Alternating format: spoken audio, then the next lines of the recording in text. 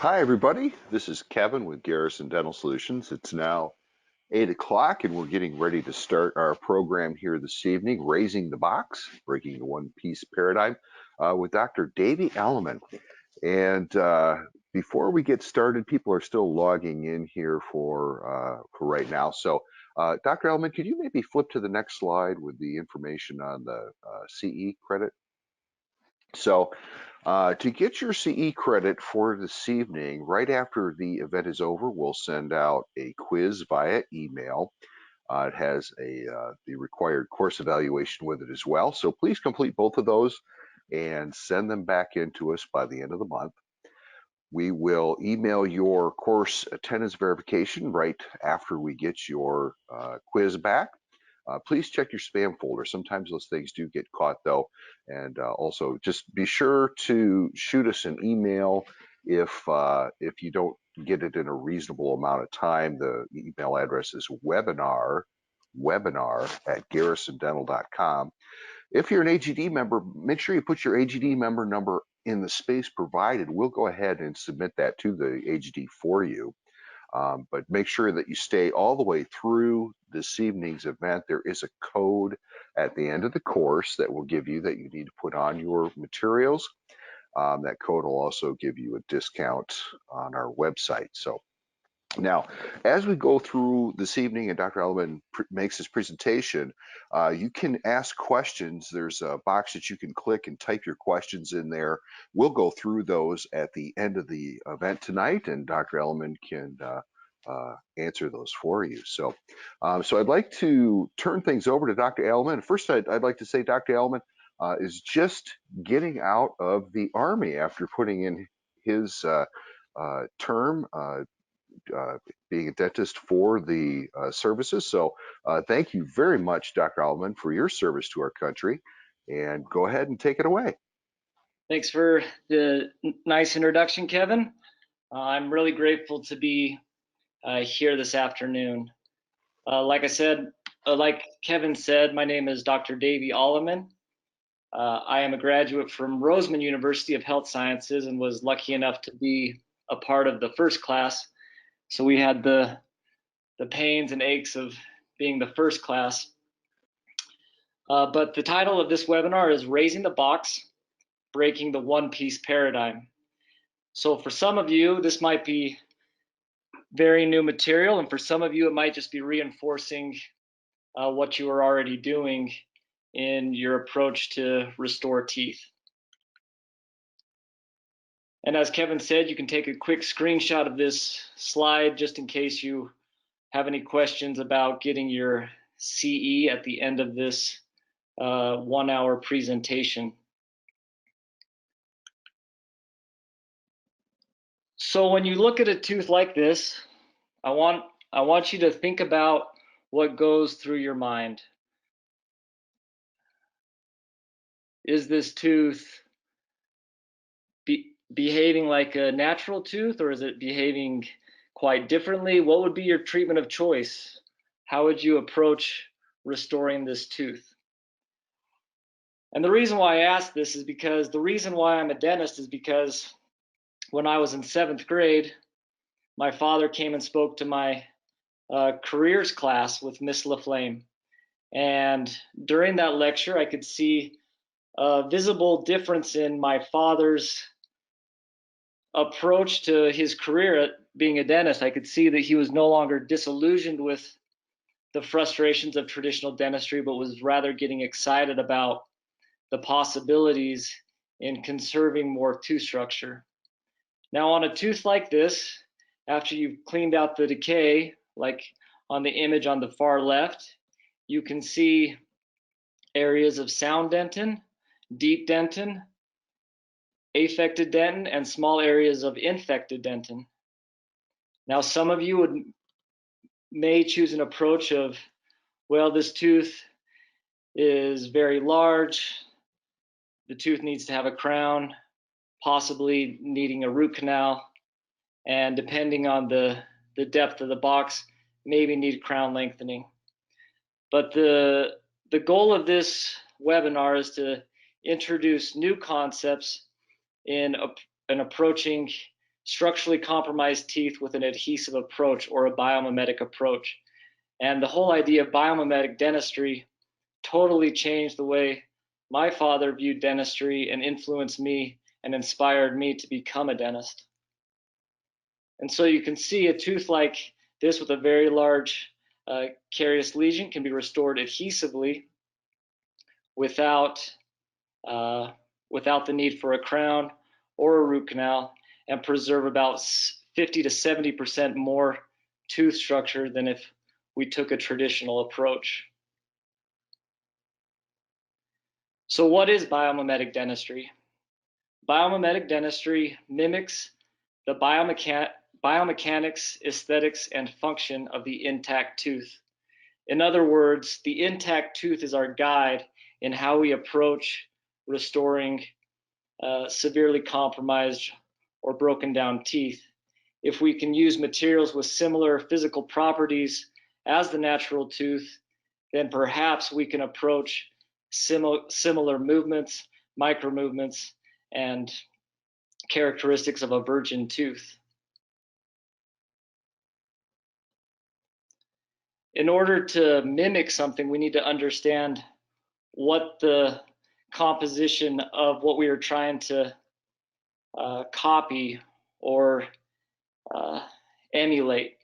And so in this paper by Dr. Bazos and Dr. Mann, we can see that the tooth isn't just a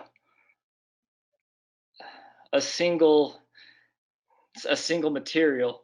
It's actually a bilaminar structure with enamel being a stiff outer shell, and the dentin core, which provides some softening and dampening abilities.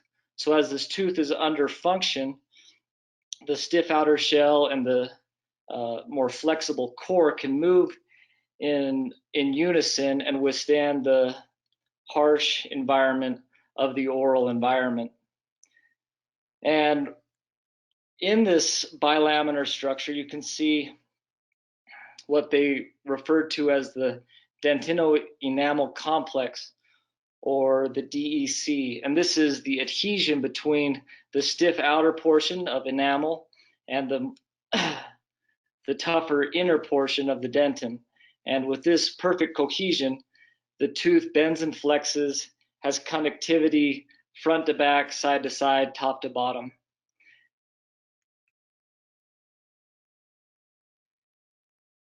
So in order to emulate something, we need to know the composition. And with the stiff outer shell of enamel, we need to know the physical properties such as modulus of elasticity and also tensile strength. With enamel, it is very strong under compression. And so when you put a force on it, it takes 80 gigapascals before that material deforms. But because enamel and dentin, to an extent, are anisotropic materials, in other words, when different forces are applied at different directions, they behave in quite differently. And so the tensile strength of enamel, while it's very strong under compression at 80 gigapascals, is very weak in tension.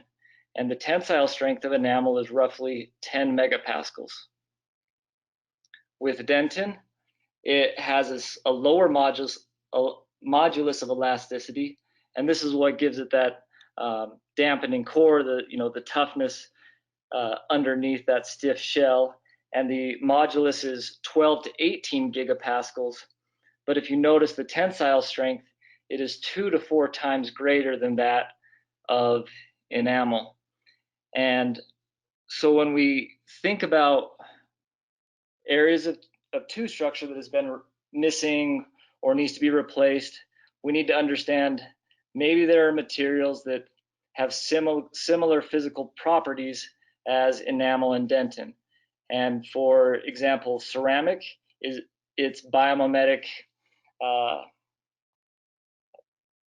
equivalency would be enamel, where ceramic has the modulus of elasticity of over 80 gigapascals and a tensile strength of 25 to 40, whereas when we're replacing large areas of dentin, it might be advantageous to use a material that is a little less stiff, such as a resin composite, where the modulus of elasticity ranges from 10 to 20 gigapascals and has a tensile strength of 40 to 60. And we talked about the natural adhesion of the enamel and dentin. And it's important that we remember specific numbers, because if we have numbers that we are shooting for, then we have a goal in mind when we are adhesively reconstructing a tooth. And this team of researchers out of Tokyo Medical and Dental actually measured the tensile strength of the DEJ or DEC, and they found that the number that it took to pull it apart was roughly 51 megapascals. So what does that number even mean? Why is that important? And the team of researchers concluded that novel resin bonding systems have the tensile and cohesive strength of the DEJ region. Accordingly, these materials have sufficient bonding performance. Therefore, new principles for restoration should be established. In other words, with good adhesives, their microtensile bond strength is similar to that of the DEJ, or we have something that mimics the connection of the outer portion of the tooth and the inner portion of the tooth. And so in biomimetic engineering of superior restoration, preservation of the natural DEJ during tooth preparation is strongly recommended. I think all of us can agree that there is no better material than the natural tooth. No material can quite replicate and emulate that which God or nature has provided us. And so when we see a severely structurally compromised tooth, like a D-vital premolar, the question is, do we take a traditional approach where we do a post, core, and crown? Or do we do something with an adhesive approach or a biomimetic approach that relies on adhesion rather than mechanical retention form, resistance form? I think all of us have seen teeth fail catastrophically that have had full coverage crown restorations. And especially on a premolar, if you cut this tooth down for a crown, I don't care how good your bonded dentin core, because it has lost the natural connectivity, the DEJ, the tooth has become severely compromised and is subjected to possible catastrophic results. And so when we look at these areas, we try and preserve the DEJ region, or as we call the biorim. So when we refer to the biorim, this is, I think, a term that my father just kind of made up when he began teaching his program, but he refers to it as the 2 to 3 millimeters above the CEJ on a virgin tooth. And you can see on the two images on the left that basically you have 80 to 90% of the biorim, whereas the tooth on the far right, where it was prepared for a full coverage crown, there is no biorim.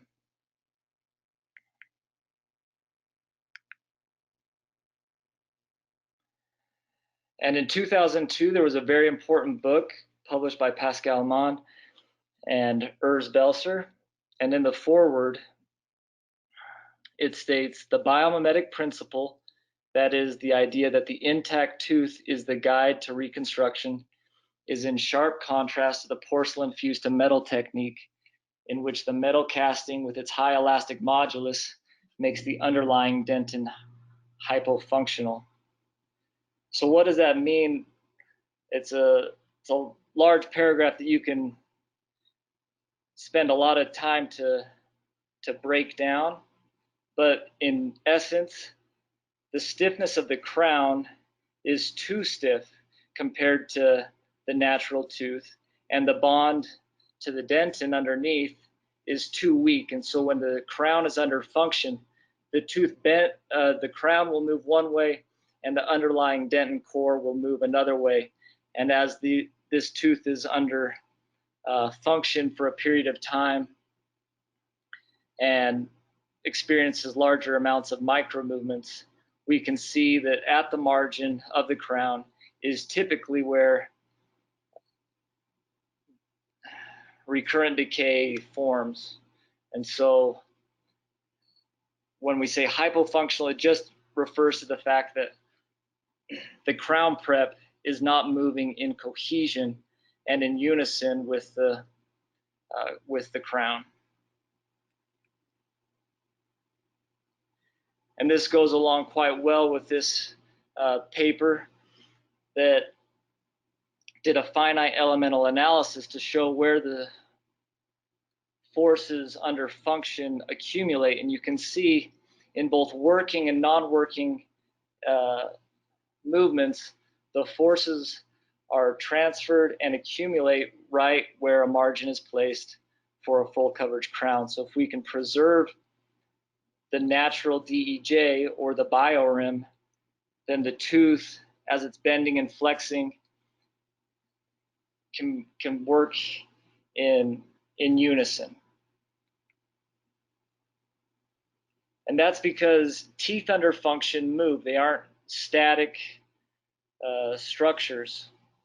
Even a virgin tooth, when it is being chewed upon, will have a certain amount of movement.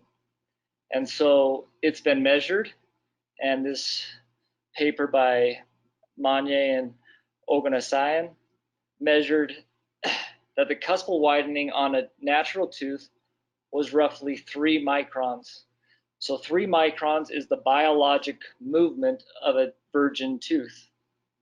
Now, when we prepare a tooth or restore a tooth that has either been previously restored or compromised from decay or fracture, these micro movements can be exaggerated.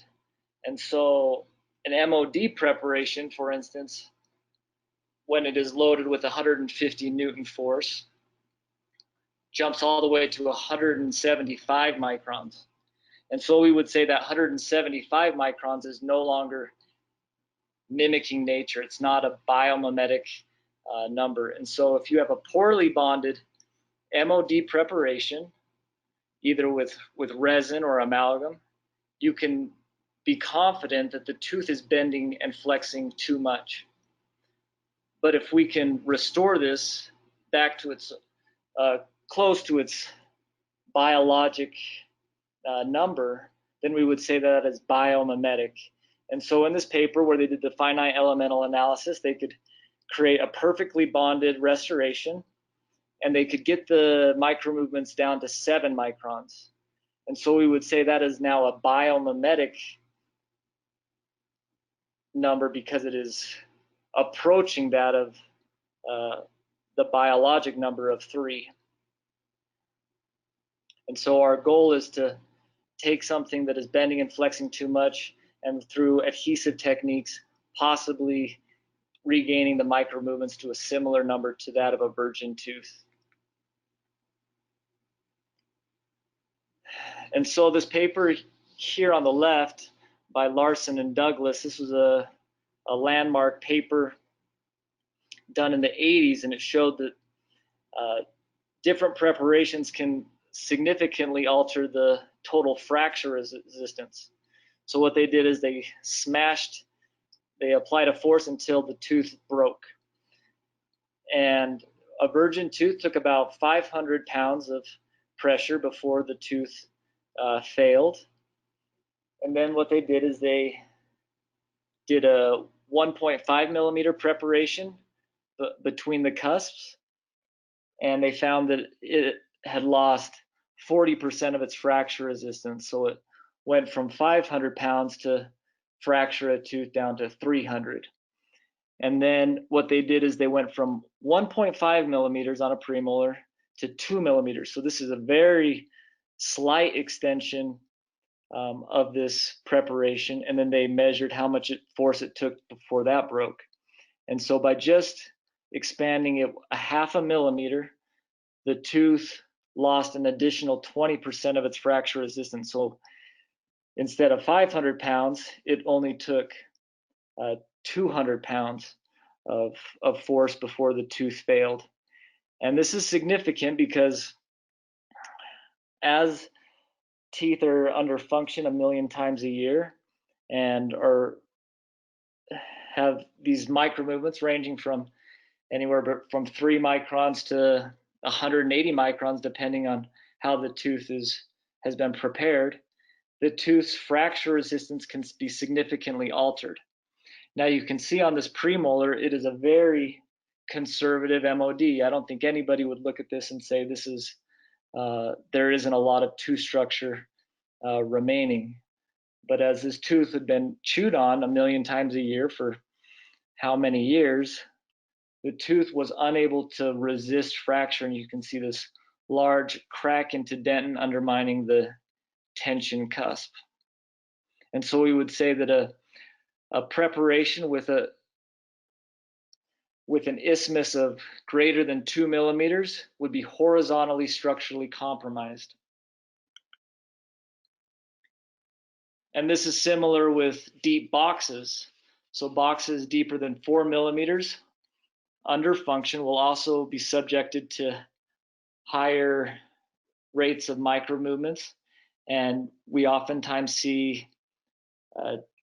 recurrent decay in the gingival floor and also on the axial wall, where it is difficult to bond. And so horizontal structural compromise is greater than 2 millimeters, and vertical structural compromise is a box depth greater than 4 millimeters. And in this webinar, we will really address what to do on these deep boxes. And so this paper by Ida concluded that large, simple, direct restorations stress and break enamel and dentin bonds. Therefore, large composites should be avoided and indirect or stress-reduced restorations placed instead. So the idea that we can use simple techniques to restore badly broken or structurally compromised teeth will have higher rates of failure than a more stress-reduced manner of restoring a tooth. And so the idea of a horizontally structurally compromised tooth where the isthmus is greater than 2 or a box depth greater than 4, maybe we should be thinking, instead of a direct approach, possibly an indirect restoration or a semi-direct restoration or a direct restoration with fiber inserts. And like we mentioned previously, new principles for restoration should be established. We have the technology to recreate or mimic the DEJ, and so when we're dealing with structurally compromised teeth, we need to have a different approach in how we restore these teeth, from a mechanical retention resistance form to an adhesive biomimetic approach. And so raising the box, breaking the one-piece paradigm.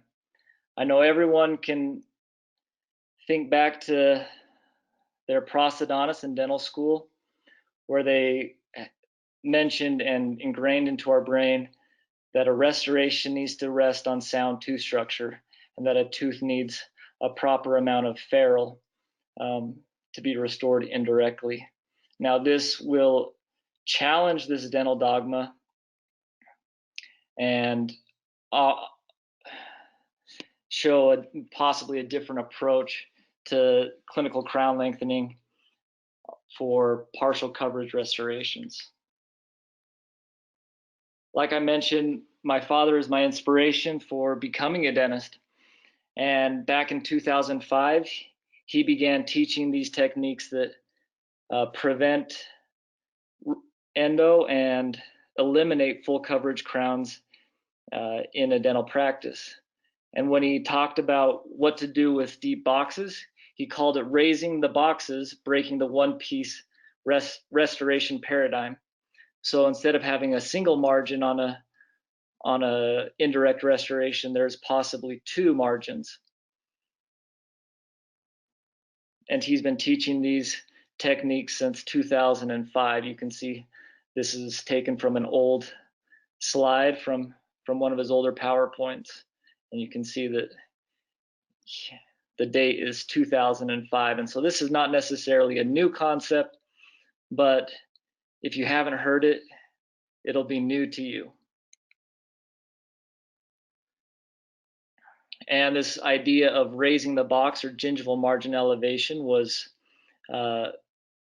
introduced to the University of Southern California back in 2006 in their posterior aesthetic manual by Dr. Pascal Magne, and he is there in the middle on the picture on the left, and he's on the far left on the picture on the right. And when I first met Pascal Magne, it was approximately 2006, 2007. This was before I was in dental school. My dad said, hey, we're going to go and drive down to Southern California, and we're going to go meet Dr. Pascal Magne. And when we were in his office, he said, you know, Davey, I know you want to be a dentist, but it's really important that in order for you to graduate dental school, you should take a piece of duct tape and every morning just place it over your lips, and your dental school experience will be better because you know too much. And I wish I would have taken his advice. It would have gotten me out of a lot of disagreements with faculty members. So raising the box, this can be a minimum amount of 0.5 millimeters or a maximum amount of 3 millimeters. This step of raising the box improves both traditional and digital impressions. Every single one of us has dealt with restoring deep lesions on lower second molars. I think this is probably the least favorite area to restore for any dentist, no matter the approach. And that's because it's difficult to see, it's difficult to isolate, and it's difficult to restore. But with this approach of elevating a margin from subgingival to supragingival, it can make the delivery of the final restoration a lot more predictable and simplified. So raising the box or gingival margin elevation restores deep boxes directly in low C-factor layers to improve the bond to dentin and facilitate the delivery of an indirect restoration. So you can see on the picture on the left, after the tooth has been cleaned from decay, and from the image in the middle where it has restorative material, and on the right you can see now this onlay preparation is very easy to either take a PVS impression, or in this case it was a digital scan for a CEREC. And when you're delivering these restorations and cementing them, isolation is very easy, very predictable. And the only thing that I wish I would have done better on this restoration was get the shade right. Somehow it turned really, really, really, really opaque. So margin elevation should be performed under rubber dam and elevated with thin composite increments. Anytime that we are using an adhesive material, we want a dry, ideal surface for the material to work the best. Whenever bonds are being tested. They're on a bench in a lab. There is no saliva. There is no gingival crebicular fluid to possibly interfere with the adhesion. So if we can predictably isolate a tooth from these contamination, then we will have better success with an adhesive approach.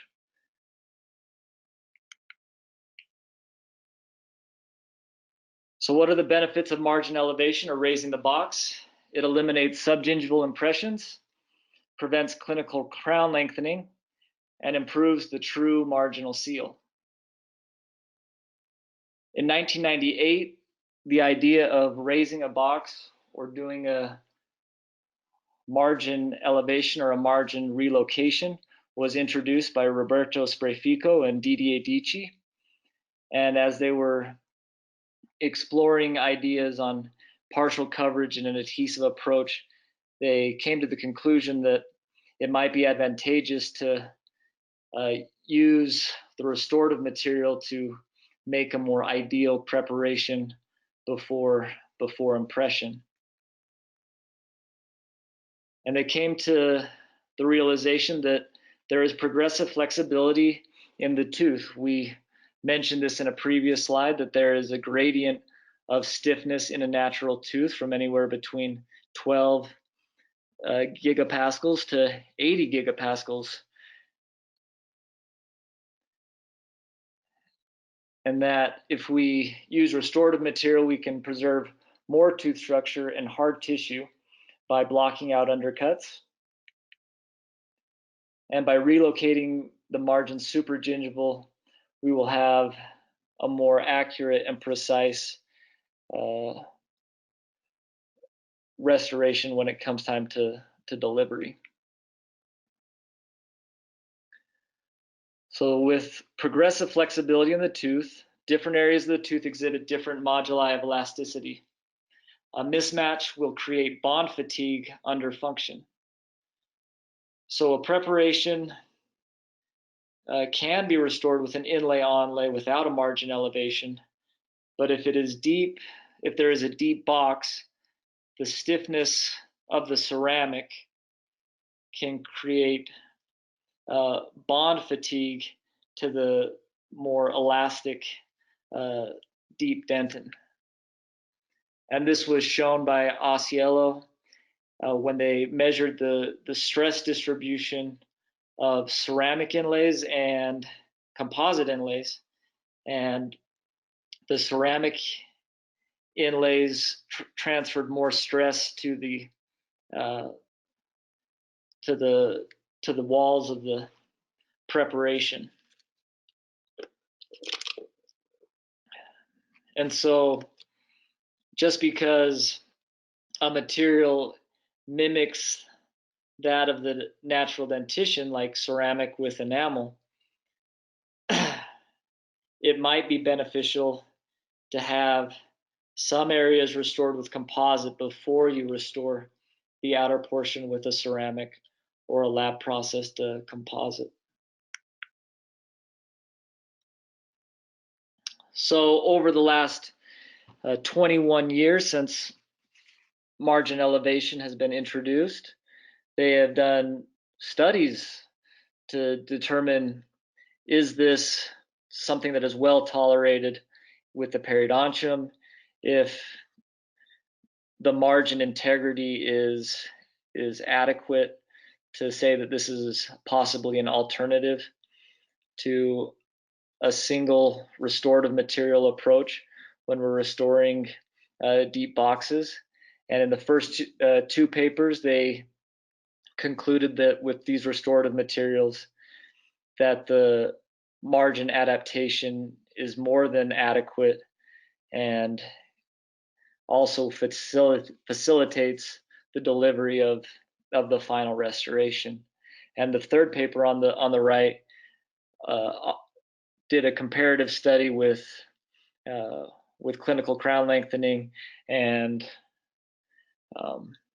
margin elevation, and then followed it for a year to see if there had been any significant levels of of bone loss, and they found that there was no bone loss, even though they had possibly violated biologic width with a margin elevation approach. And this paper by Sarfati and Turlet is possibly the best paper, as it went through numerous studies to see how how deep margin elevation was tolerated over numerous years. And basically their finding was few or no signs of clinical inflammation was present even after a couple of years recall. So everything begins with our bond. It's what connects the inner portion of the tooth to the outer portion of the tooth. It's what connects it side to side, top to bottom, front to back, ideally, so we can regain that biomimetic movement of approaching 3 microns instead of 180 microns.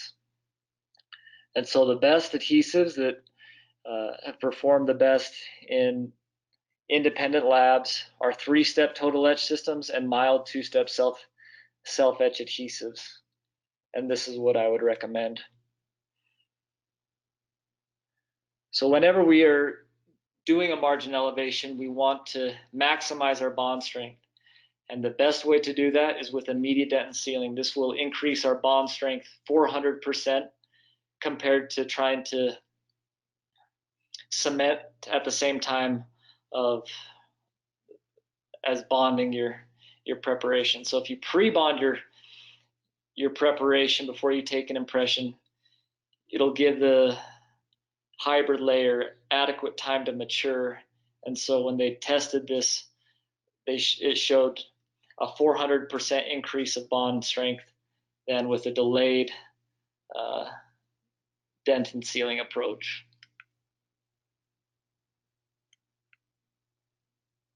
And then after our immediate dentin sealing, we would like to do a resin coating layer. This helps promote a secure bond, or an area that if the restoration were to fail, there is a slight weakness between the flowable layer and our restorative composite above that. So it keeps the dentin sealed in case of fracture or failure.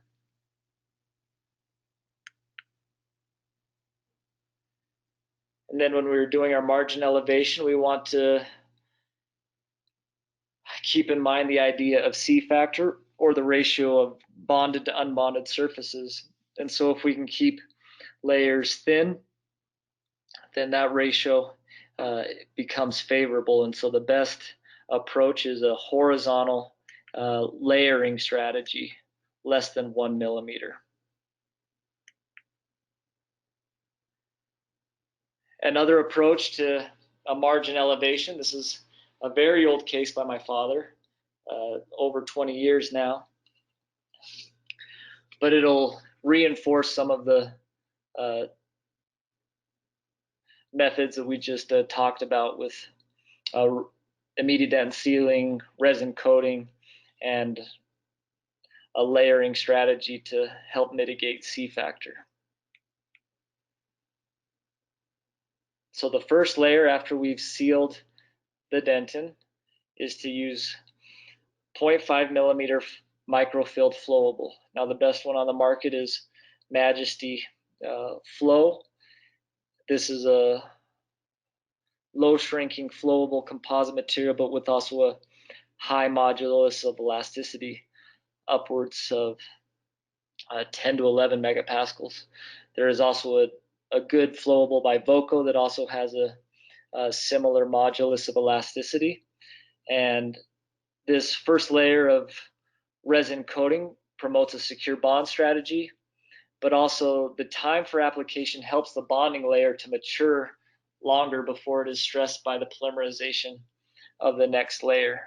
So if you've followed myself on Instagram or have been to any one of my father's courses, you would know that there is a rule of, don't get thicker than 1.5 millimeters in the first 5 minutes. And that's the idea of bonds take time to develop, and the slower you can go at the start, the better it is for the adhesive restoration. Now the second layer can be a centripetal or a peripheral layer, which is not connected to the pulpal axial wall. And this is very advantageous if you have a large amount of infected or affected dentin that you are leaving in the preparation to avoid pulp exposure, because there is a gradient of bondable two structures within a prep, known as the hierarchy of bondability, and areas of infected or affected dentin will have a weaker bond, but they'll also have a slower developing bond time than that of superficial dentin.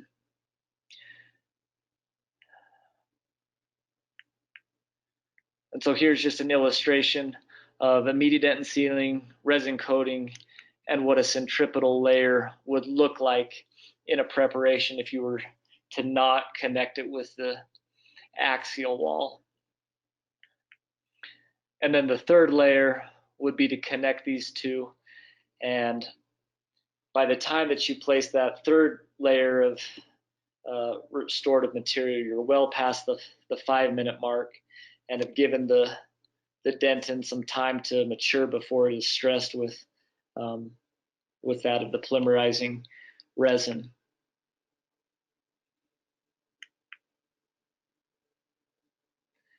And using different curing strategies or fiber inserts will also help in that last layer. So margin elevation can be done with any type of band, but there are some advantages and disadvantages with any system. And so with Toffelmeyers and auto matrices, oftentimes there's difficulty with cervical adaptation. Oftentimes you need to wedge, and this can be really problematic if it's extremely subgingival. And the emergence profile can sometimes be altered with these bands. And so you can see that oftentimes the contact area of an adjacent tooth can impact or deflect the band from adapting really well in the cervical portion, which we are striving to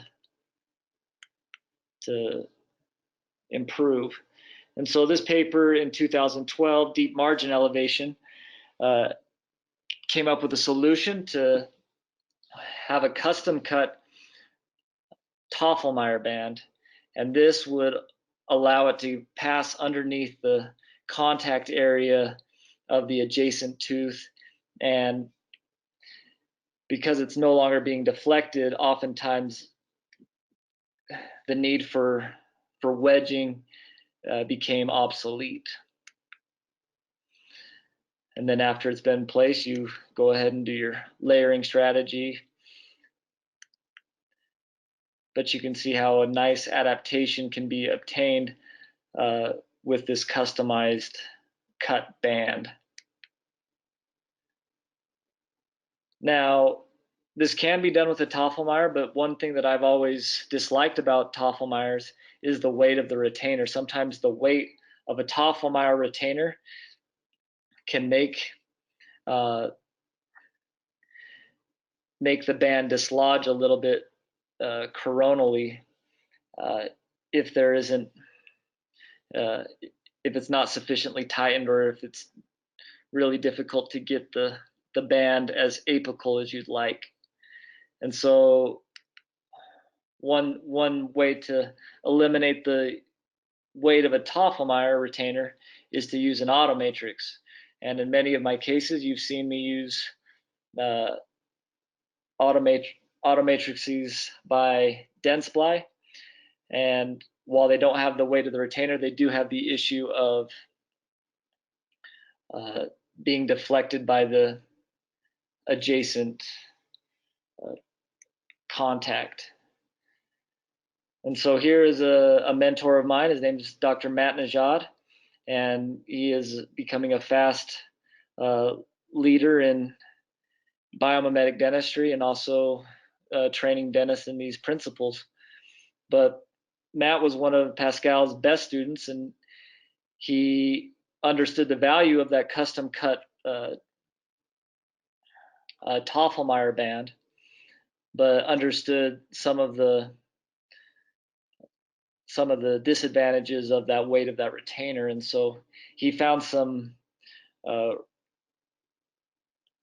auto matrices that were on a spool, and he began cutting them, custom cutting them, and then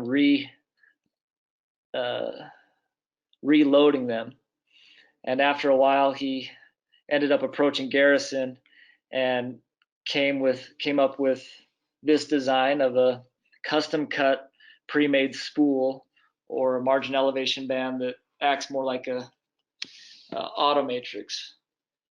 And when these things work great, they are really, really sweet because they will go deeper than you may have expected.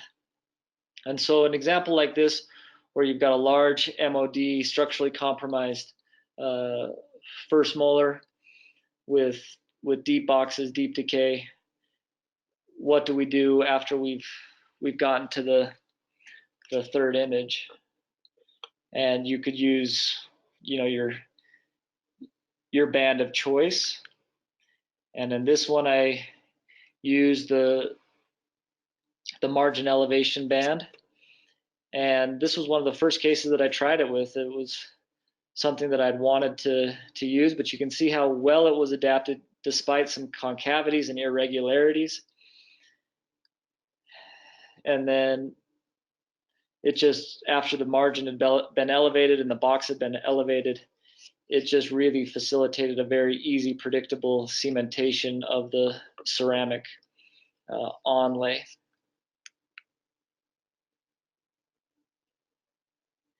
Here was one that I wasn't sure how well it would do, because this premolar not only had a very deep distal box, but the palatal wall was also very was probably 1 millimeter subgingival. And after teasing this band down, you can see how nicely that adapted in the image on the right. Because there was so much infected dentin, I did place a piece of rib-on fiber. It's hard to see, but you'll see it on the x-ray. But here's the margin elevation, or the box that's been elevated. There is now two distinct margins. And after the ceramic onlay had been delivered, you can see on the x-ray on the right the margin elevation. You can see the slight radiolucency on the in the restoration. That's the rib-on fiber. And then you can also faintly see the Celtra Duo onlay that was cemented. So margin elevation can be used also with the direct technique. It doesn't have to be for indirect, even though that's when it was originally introduced, was to help facilitate an indirect approach. But oftentimes patients are unable to financially afford an indirect restoration, but there are some uses for a margin elevation with a direct approach. And so you can see a very deep decayed lesion. After the decay had been cleaned, large amount of decay was left on the axial wall. The tooth had tested vital, and used a margin elevation band to really get deep. And then after the margin had been elevated, I switched over to a sectional matrix, continued my layering strategy, and had a very nice outcome on a tooth that in many instances would have been said needed a root canal and possibly a crown. So what can you do if a band doesn't reach? I think all of us have faced that dilemma. And so the first thing that I like to do on a restoration that I know is going to be difficult to restore, I like to ligate the tooth. This will help invert the dam, and then after that, and I've removed some of the decay, I will pack some Teflon to help push and expose the margin a little bit more, but also give a little bit of a space for the band. And when you're looking at bands for these ones that are very difficult to reach, a stiff band is preferred. Sometimes these margin elevation bands, if you are impatient, will bend. So it's really important to take the time to properly adapt the margin elevation band. Whereas with a traditional automatrix here and a cut piece of copper, I can be very aggressive in pushing it apically. I haven't found anything better than a cut piece of copper to reach very deep margins. It's not an easy technique, but it is a technique to elevate a margin. And then after it's been adapted, you can place a Tafelmeyer, an automatrix, a margin elevation band to kind of secure the piece of copper. But you can see on this automatrix, I did have to wedge the mesial because it did not adapt as well as the margin elevation band.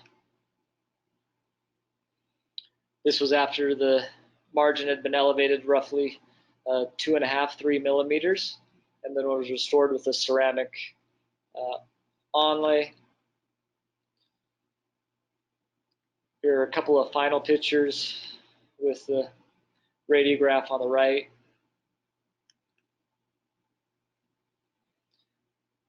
So rubber dam and banding tips, use a double floss ligature, pack Teflon, and use a stiff band inside of a band or automatrix. And so here was a difficult case. It was pretty close to crestal bone. My rubber dam wasn't as good as I would have liked, but with packing Teflon, I was able to prevent any blood or crevicular fluid forming. Image on the second from the left is after the mediadent sealing. You can see a little bit of pooling of the bond next to the copper, which should have been wicked away, but wasn't. And then you can see a centripetal layer up against the copper, and then you can see the margin elevation result. A semi-direct composite onlay was fabricated and cemented same day.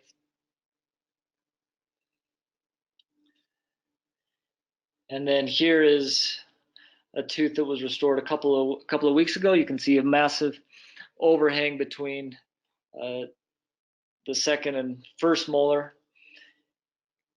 And you can imagine after you take out that those restorations, how angry the gum tissue is. You can see the first molar is ligated with floss, and Teflon is packed on both of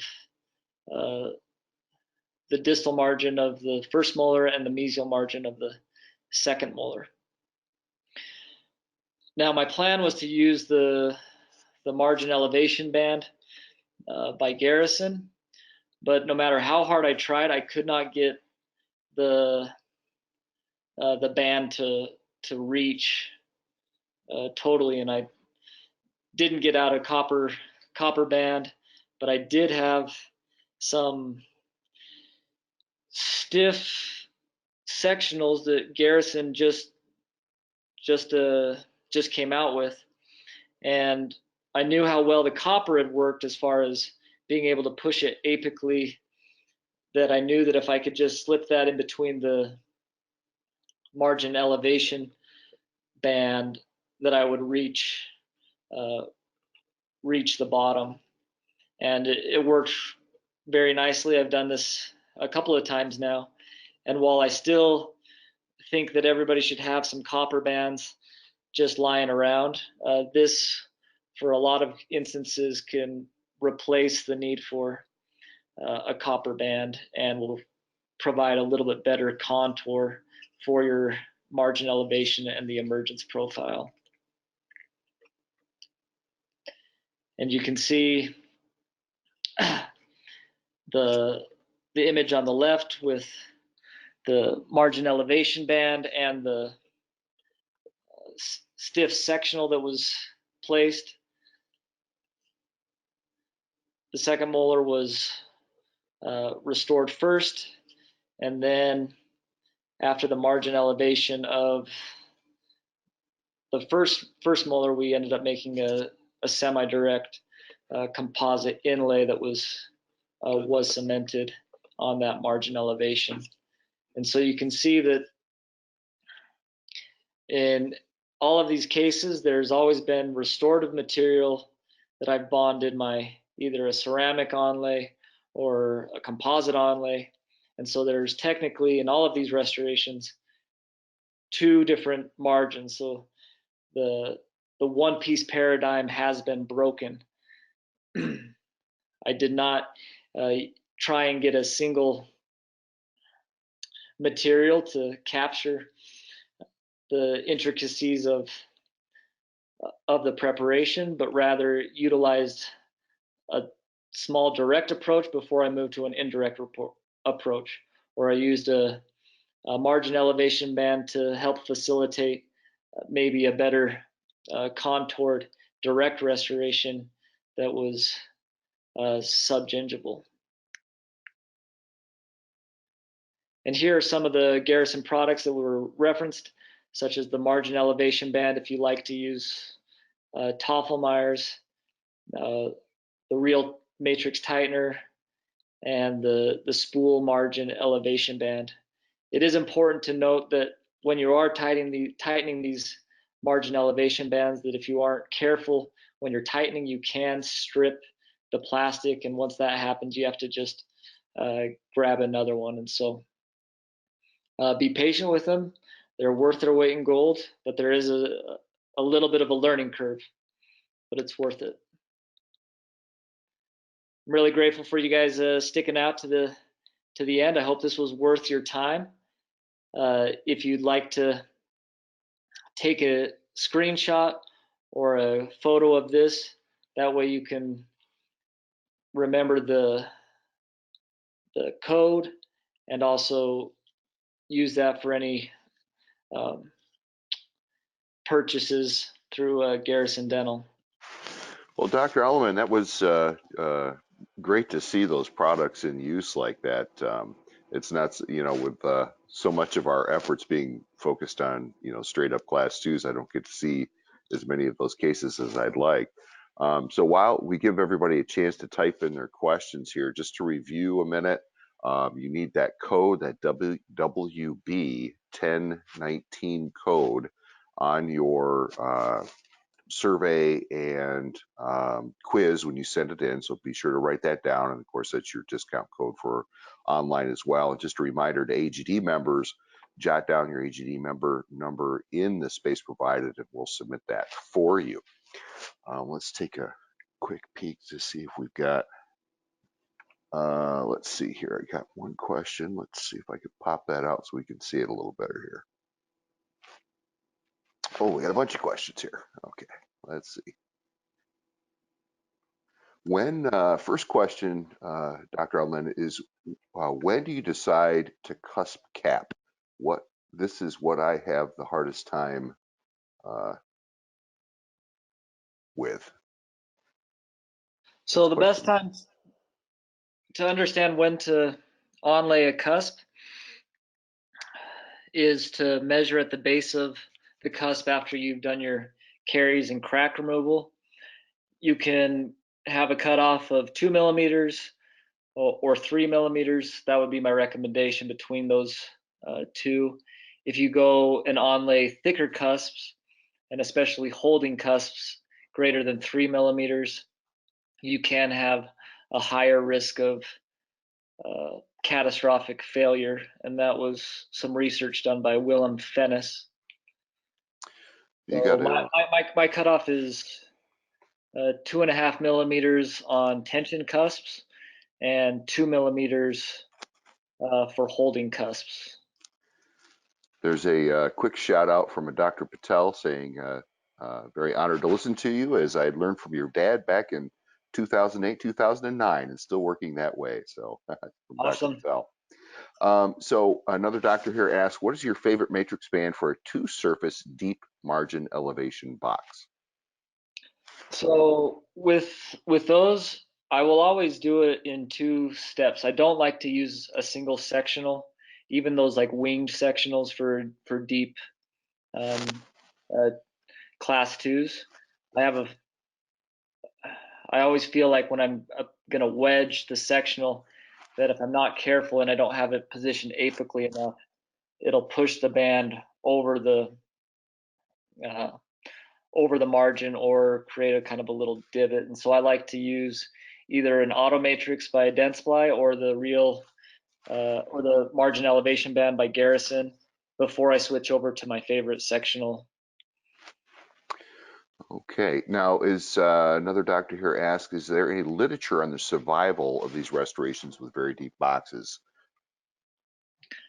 Yeah, I mean 21 years now since it was introduced with the paper that I showed with Dici. So Dici's got cases that are over 20 years old. My father as well. That paper by Safardi and Turlet has did the kind of like a meta-analysis of the survival of these, and if they're done properly with good isolation, good adhesives, and good layering protocols, it's very easy to say that they will last maybe Okay. maybe permanent. Very important question here from another doctor. How do you bill out your semi-direct restorations? Well, in the Army, it's easy.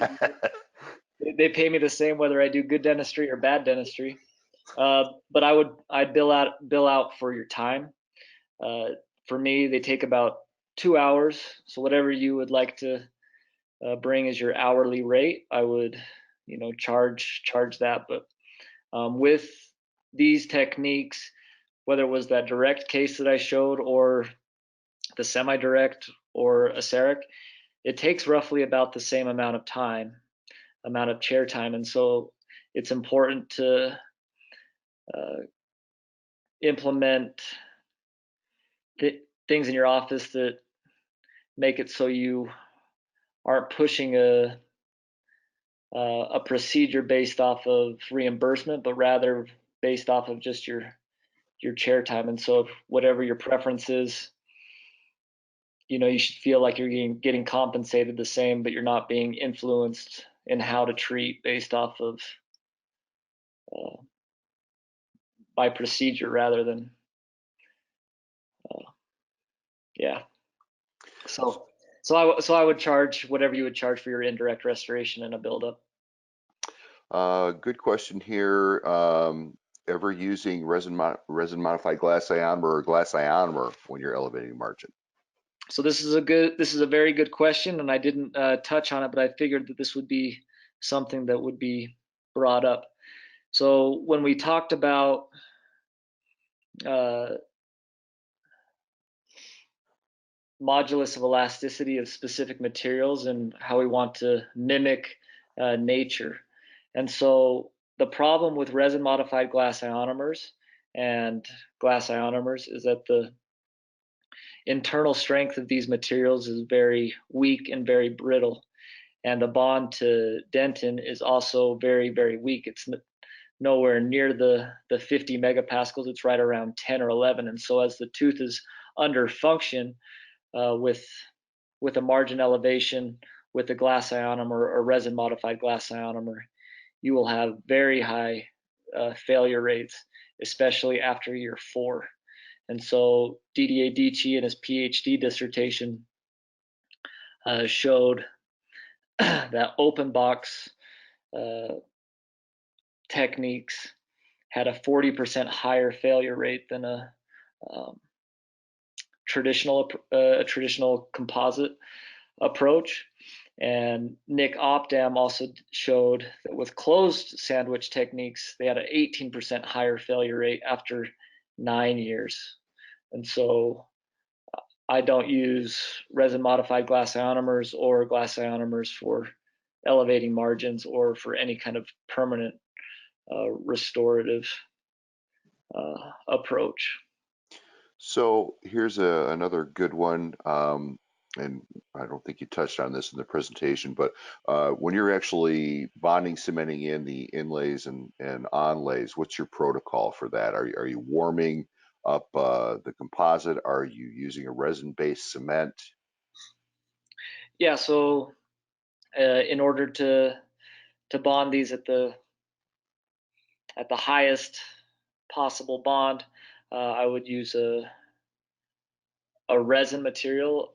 There are a lot of advantages to using a heated composite for cementation of partial coverage restorations, and so that's what I use. So I will air abrade my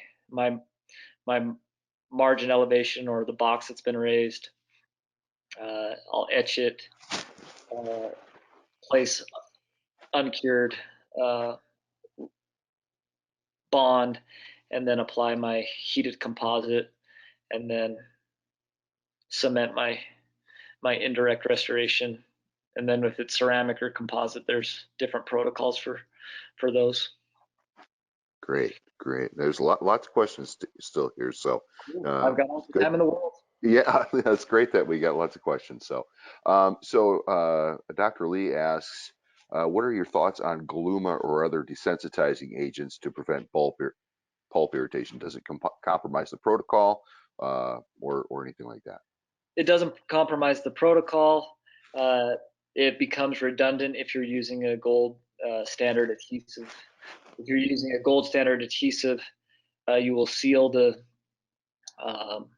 dentin well enough that you won't have any pulpal fluid or delamination that causing the hydrodynamic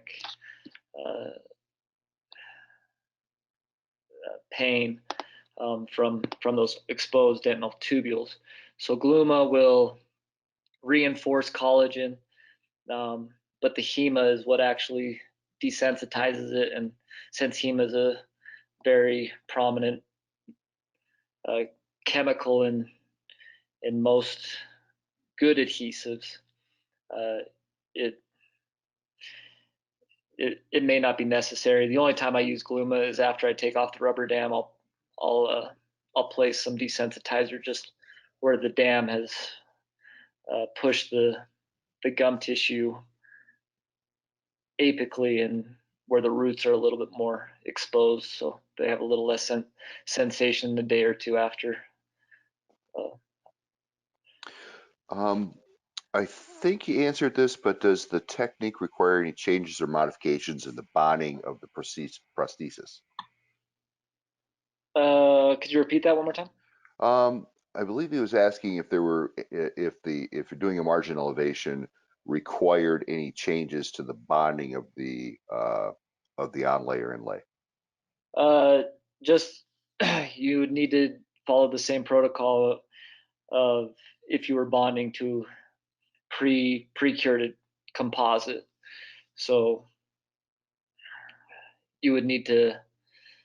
So if you're trying to bond an inlay or an onlay without immediate dent sealing, then that bonding protocol will be much different than the protocol of bonding to a margin elevation or a box that's been raised.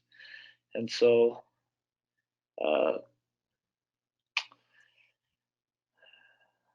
so like I said, I should have put the slide in for cementing these restorations on, but Yeah. the technique is to aerobrade the box that's been raised with your composite resin, phosphoric acid etch, rinse, dry, and then place bond uncured, and then a heated resin, a heated composite, preferably on top. So if there's any kind of dentin primers in your cement of choice, then that would be something that uh, uh, I would omit, because that would be redundant since there So, isn't any exposed dentin. so I think that kind of answers Dr. Eggleston's question here about there's really no additional preparation other than the air abrasion that's required. Exactly, and Once, if you yeah. don't have an air abrasion unit, you can use a diamond just on slow speed and roughen up the surfaces.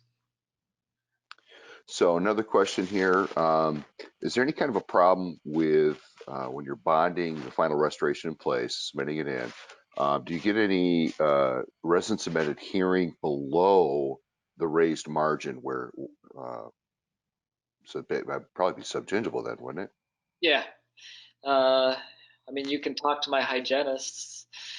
They'll complain about some cement that I've sometimes left behind. So you can get that. If that's the case, you can take a hand instrument. You can usually um, scale that out, and then also there's a nice instrument called a profin that's it's like an oscillating one-sided diamond edge that you can go subgingival and polish those areas quite nicely. But yeah, I've left my fair share of uh, a little excess cement that I got a little impatient when I was doing my cleanup. But if you're using a heated composite, you've got all the working time in the world, and so um, that's one advantage of that. So you just have to be patient during the cleanup process to not uh, cure the onlay too soon.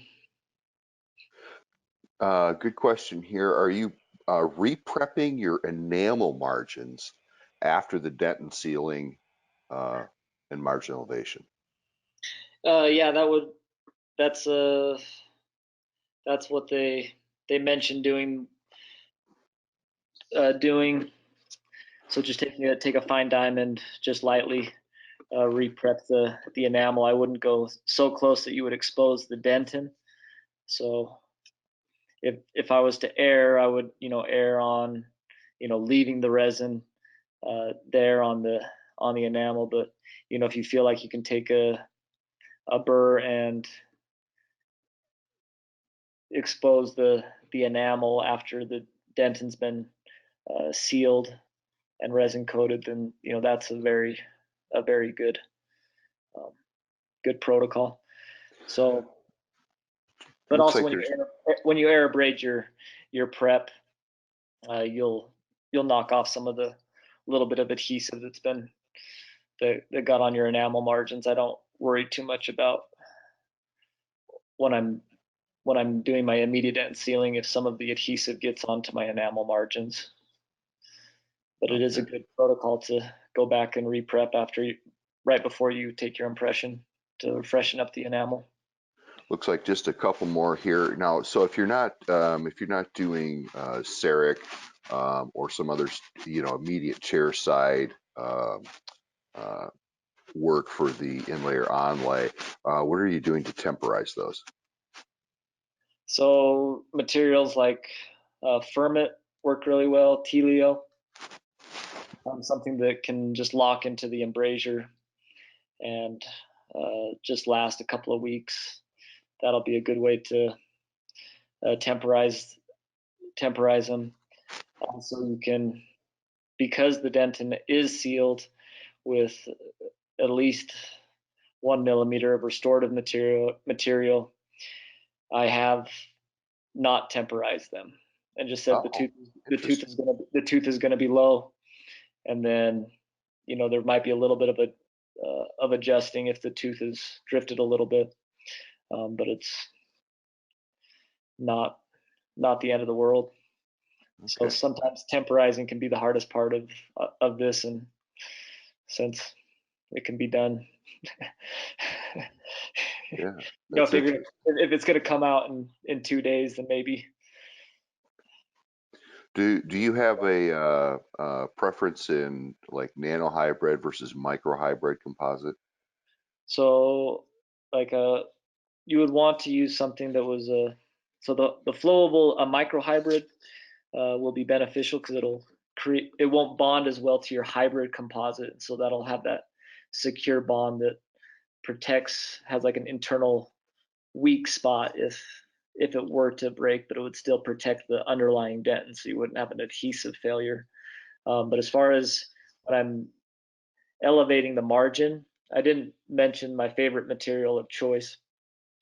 That is APX by Courare, and it's got a modulus of elasticity of 16.7. It's just it handles super nice for a margin elevation. It's very buttery, and since you're not using it to restore the occlusal surface, it's just a perfect dentin replacement. But I would use a stiffer composite as far as the modulus goes for when I'm doing my margin elevation. So Z100 was a good material to use. That's no longer on the market.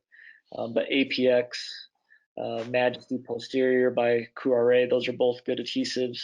Grandioso by Voco is also a good one that I would recommend, that would have a modulus similar to that of kind of superficial dentin. So when you're for the heated composite, when you're doing the cementation of the final restoration, do you have a preferred brand that you're using for the heated portion So I of that? so I just use APX, the same Okay. material that I did do my elevation with. The only thing is with APX, you can't leave it in the heater longer than 15 minutes, otherwise it will set up and you won't be able to get anything out.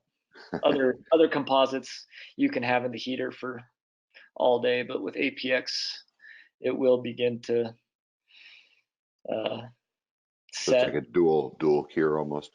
It's not a dual cure, but there's something that after a period of time it doesn't like heat and it Take it starts to out. polymerize. Huh, interesting. Last question here. So Dr. Bell asks, what is your workflow for an indirect composite restoration fabricated in office? So what I will do is get my caries removal endpoint, uh, determine which cusps I want to onlay. Then um, I'll band my preparation, do my immediate dentin sealing with SC Protect, resin coat with Majesty Flow, do my margin elevation, raise my box so it's now super gingival, um, and then either take and then after that's been elevated, I'll uh, do another polymerization with with the glycerin jellies. Take off the Quick, dam, quick take it question about the cushion. polymerization here. Do you have a preferred curing light and method? Any light will work. Most lights are too powerful, so you don't have to worry about the polymerization. If anything, you would want to slow down the rate of the polymerization, so you can pull the light a little bit further back or do a little less, a shorter exposure time to get the reaction started, but not have so much cross-linking of the monomers and the oligomers that you have uh, increased stress in the composite that can be detrimental to the bond.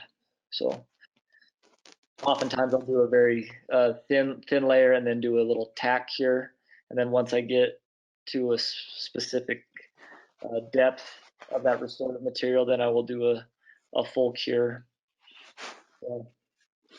So anything above like 400 milliwatts will be more than enough. Most lights are right around 900.